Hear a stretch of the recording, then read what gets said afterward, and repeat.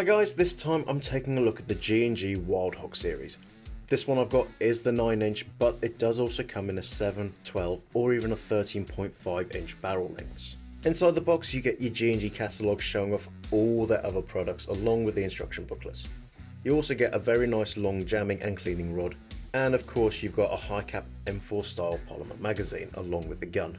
Sadly, this one hasn't got that little pack of BBs that they normally throw in. In the past they used to be PSBBs, which they're probably the only BBs that come with a gun I would say you could use safely. As this is the combat machine version of the Wild Hog, the upper and lower of the main body is made out of G&G's strong polymer. But a full metal version is also available. You are however going to have to spend just a little bit more money on that. At the back is a 5-position adjustable stock that you can actually lock in.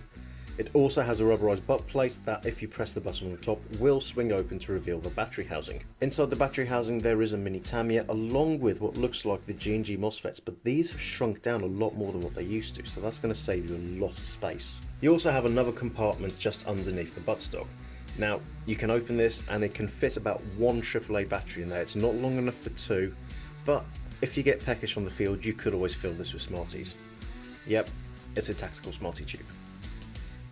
At the base of the buffer tube there is a sling point mount on both the left and the right side, along with a QD point at the back on the buttstock itself. The main body of the gun has your standard M4 layout. The fire selector's got your standard layouts of safe, semi and full auto, but with the electronic trigger unit that's installed already onto the gun, you can also adjust this, so you can program it to have a 3-round burst instead of full auto. Hold the trigger down on semi until you hear the beep. Once you hear that, release the trigger, flick it back to safe, and then you've got a single shot and 3-round burst. If you need to go back to it, just repeat the progress again to get your full auto back. The rifle does also come with a unique ergonomic pistol grip. That, with the enlarged trigger guard, makes it really comfortable in the hand with or without gloves on. The mag release itself is also ambidextrous, so you can release it from the left or the right side of the gun. Like I said earlier, it does come with a polymer high cap magazine, but it also has rubberized texturing and finger grooves on the front. The gun does also come with an aggressive looking charging handle. Pull it back to open the ejection port, that's going to give you access to your hop unit. But sadly you are going to have to hold this as it doesn't lock it in place when you adjust it. Along the top you also get a full rail system for mounting any optics that you want to.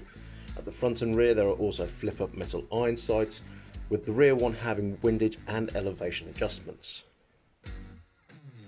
The front handguard is made out of a lightweight aluminium, with key mod system on the 3, 6 and 9 o'clock. Inside it does also house a free floating outer barrel with a polymer amplifier attached to it. If you want to, that amplifier can also be taken off and it will reveal a 14mm counterclockwise thread. So you can attach tracer units or suppressors onto this if you want to, however just make sure that they will actually fit inside the handguard before you do it. For the Chrono I'm using 0.2 gram BBs.